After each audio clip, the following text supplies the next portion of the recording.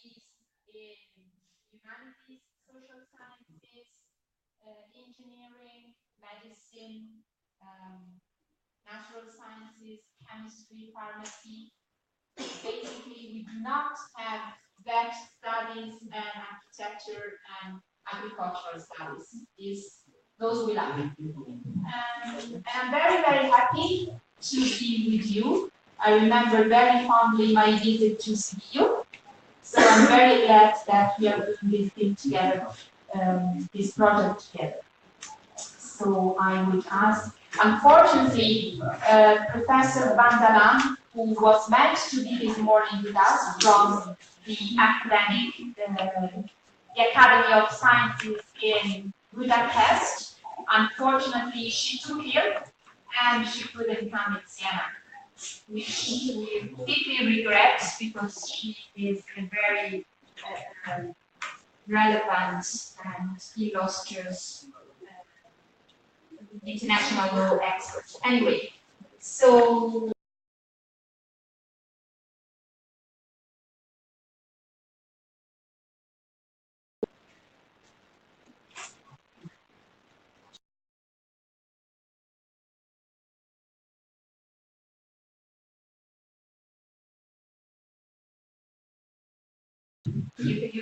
you might present yourself, maybe.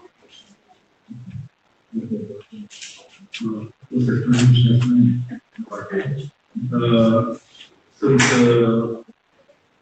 profesorul de catehetică și omiletică și comunicare socială la Facultatea de Teologie.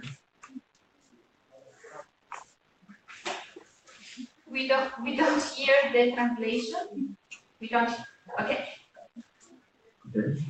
Good morning, everybody. This is Professor Constantin Necula, teaching Orthodox theology at the faculty of affiliated to Lucian Baga University of Sibiu.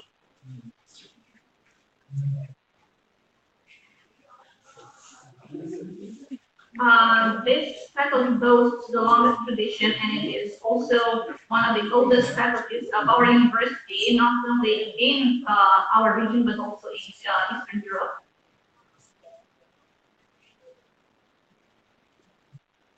Our faculty of Orthodox theology belongs to a university with over 10,000 students.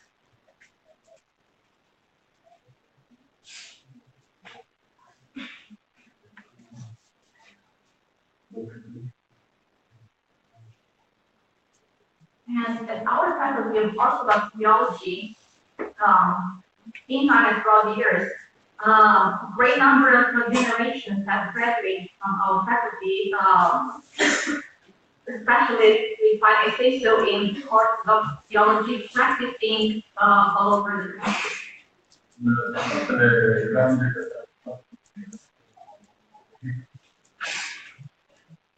And kind of degree which for now we may not see, we have O serie de studenți din teologie, another students coming from actually studying of Orthodox theology, the faculty of letters, the faculty of human sciences, of more precisely history.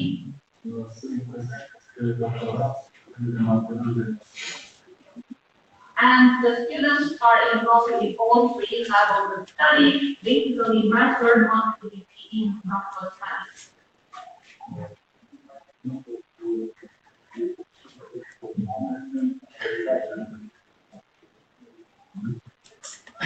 However, even I do not teach, and my main lecture is not actually human rights or law. However, I am certified and accredited to speak and to research and to lecture in this field.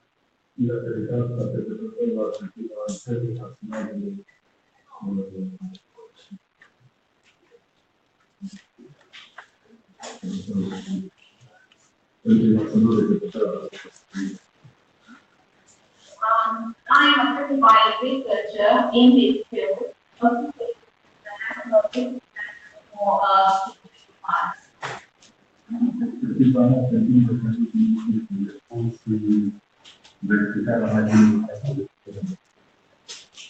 I have mentioned my personal years in this field, and having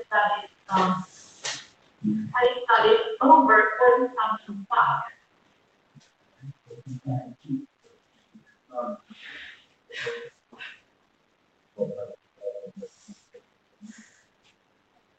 And perhaps this might also represent a starting point of our discussion, interaction, and lecturing in this field, we start with a focus on oxygen resistance and anti-communism. Okay, thank you very much for your introduction. I would ask you to speak a little bit closer to the microphone, if possible, because we hear kind of a bit distant from. So I think the best would be for, if you agree, for you to start to give your presentation, and then we will follow your speech, and then we will open the discussion for the students. And we have now been joined here by my colleague, Professor Federico Lezzerini, who is also an international law expert and international human rights expert as well. So, yes, if you start, that's perfect.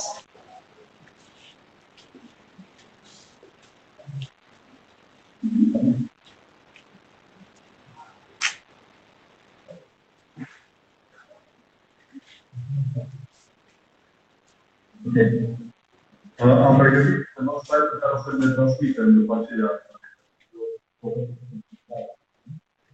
We've also prepared a PowerPoint presentation and some slides which will be disseminated to immediately after the presentation and the later to the participants. Dacă încep de debate, este pentru anul 1918, pentru România și pentru Italia. Dar reprezintă anul restabilirii noastre ca popoare.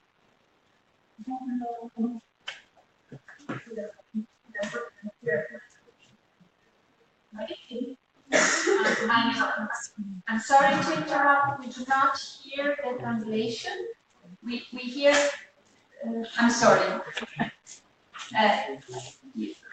I'm afraid you need to speak closer to the microphone or something like that. I'm sorry. I'm sorry about that.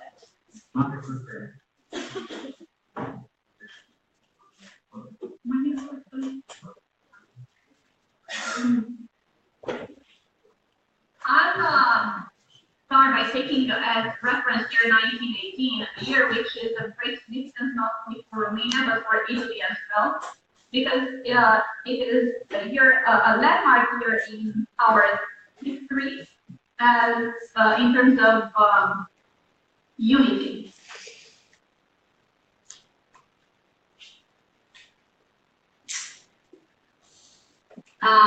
This was one of the years when unity for some peoples represented also its counterpart represented ostracization for other peoples in countries.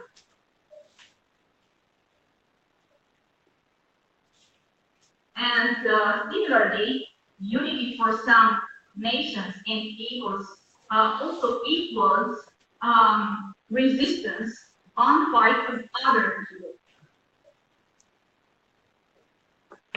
And it also addressed the challenge to liberty and to freedom for some other people.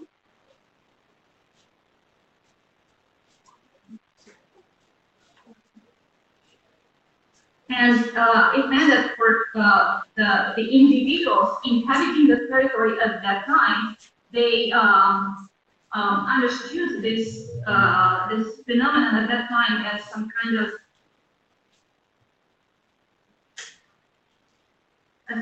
effort of understanding this new phenomenon.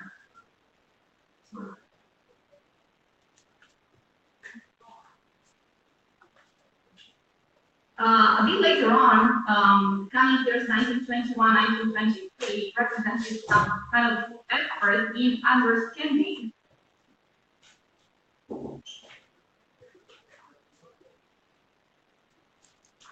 Therefore, the year 1923, which represented the first constitution of modern Romania, which is also a landmark year, especially for experts in international law.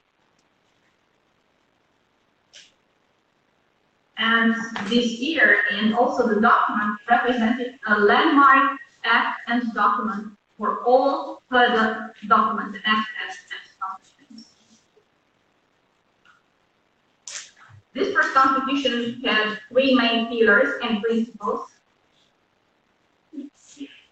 unity and rights for minorities, unity and developing interpersonal relations, unity and community in practicing everything that relates to that.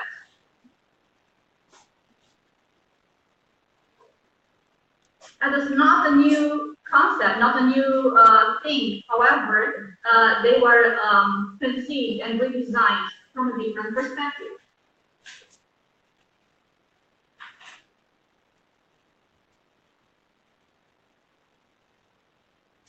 However, for people who are not really familiar with the history of that time, we should mention that Romania had a different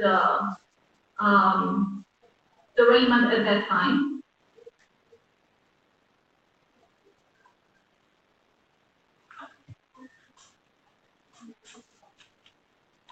However,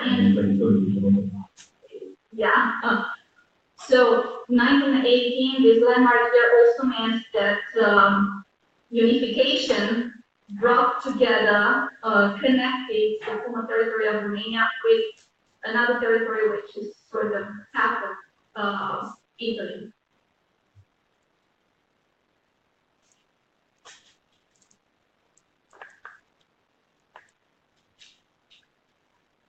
And this unity and unification also brought more ethnicities together with Romania, such as Hungarians, Germans, Jews, Armenians.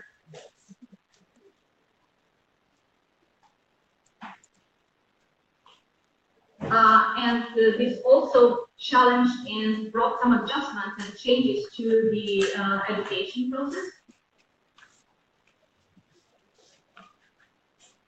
And this whole process and effort of achieving unity equals an effort and an attempt to avoid and to elude the ostracization of otherness.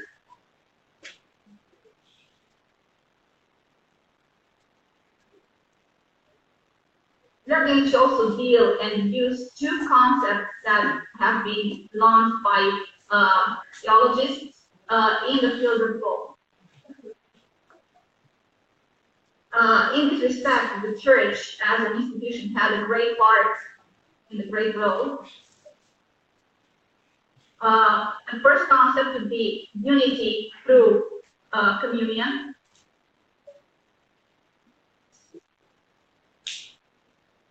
And the culture of knowledge, so to say, or unity through understanding culture.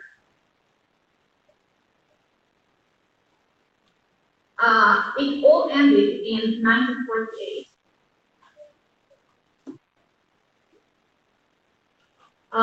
When the emergence of Soviet communism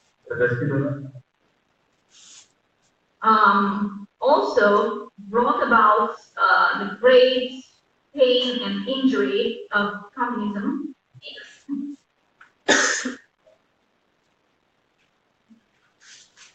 And it's not about the theoretical communism, which may be a concept relatively dear and important to some experts in law. But it is about, and we are speaking here of communism, dealing with the first convictions and arrests. And it is also about the arrest for censorship of school textbooks.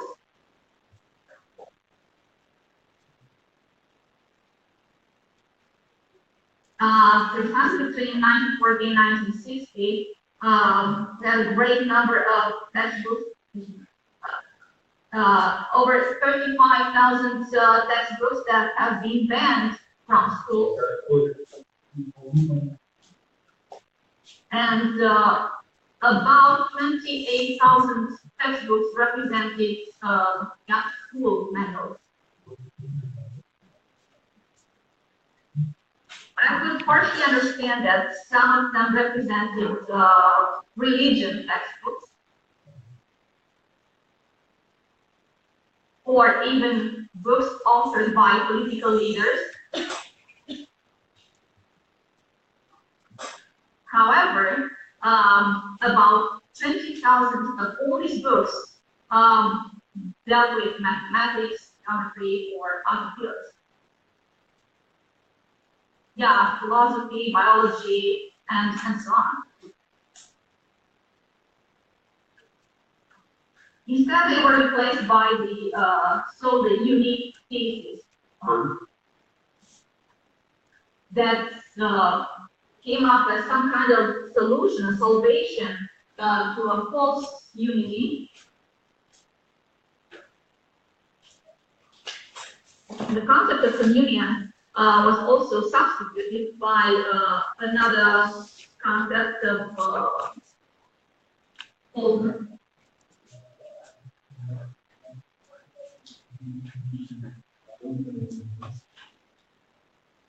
and the attack to human rights also came counter or was against any idea of human rights, such as freedom, equality, and fraternity. All these three pillars were destroyed and devastated. The year 1958 recorded the highest number of arrests in Romania under the communist regime.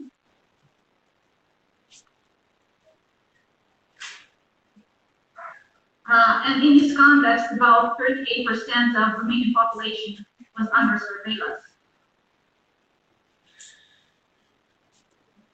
And 28% of the 38% were somehow involved in the process of monitoring the others under surveillance.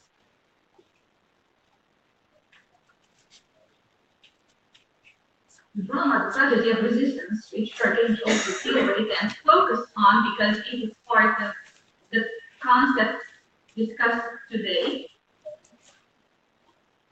It affected the notion, the concept of family, some kind of discrimination addressed to the love. The Romanian child is also subject to discrimination. It's also about discriminating faith and courage and encouragement.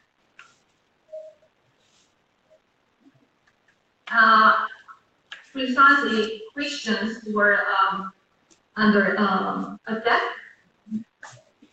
It was about this discrimination of faith and also hope.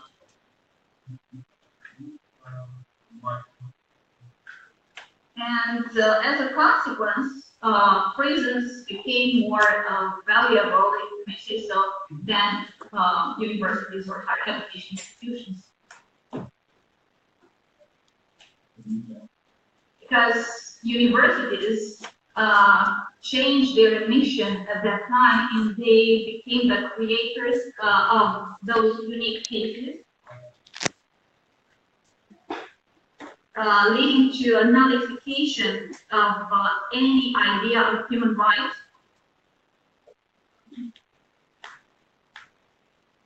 And also nullifying any idea of cultural resistance.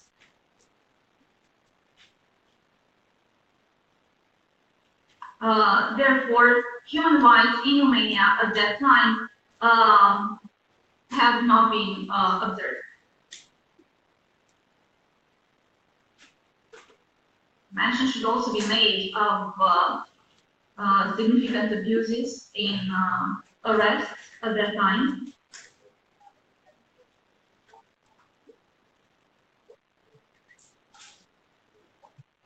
And there is testimony of some child arrests at that time, and the process was similar to adult arrest at the same time in terms of the procedure.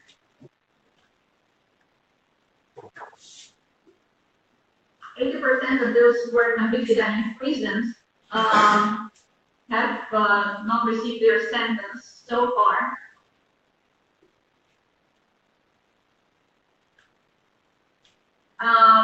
Lots of murders were committed against adolescents.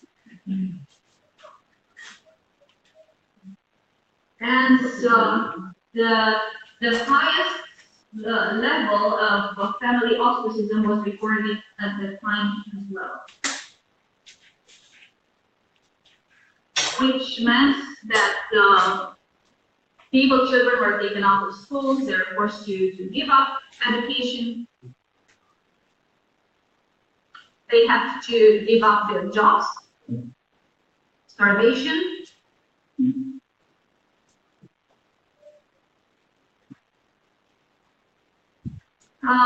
and also habitual and multiple arrests.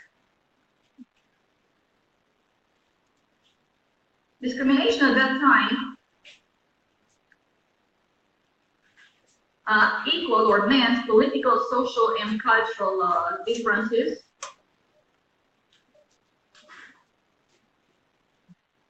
Some kind of proletarian anger which overcame any kind of equality.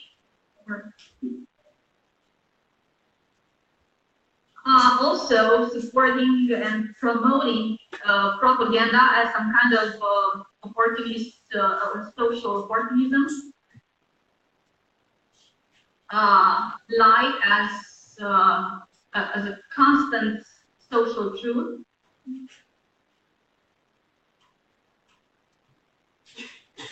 And setting for some kind of legislation which should be presented as true, but it was not. It actually favored discrimination.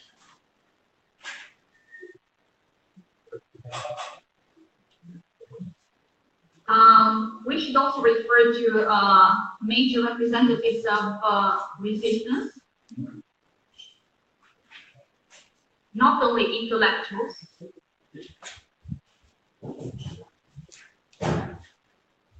Because that case also led to the emergence of a great number of arrests and people who were also condemned without having any other guilt.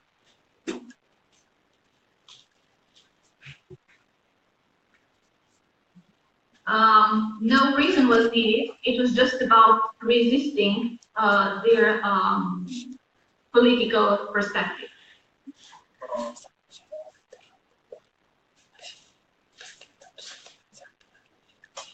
Probably the worst consequence of communism was this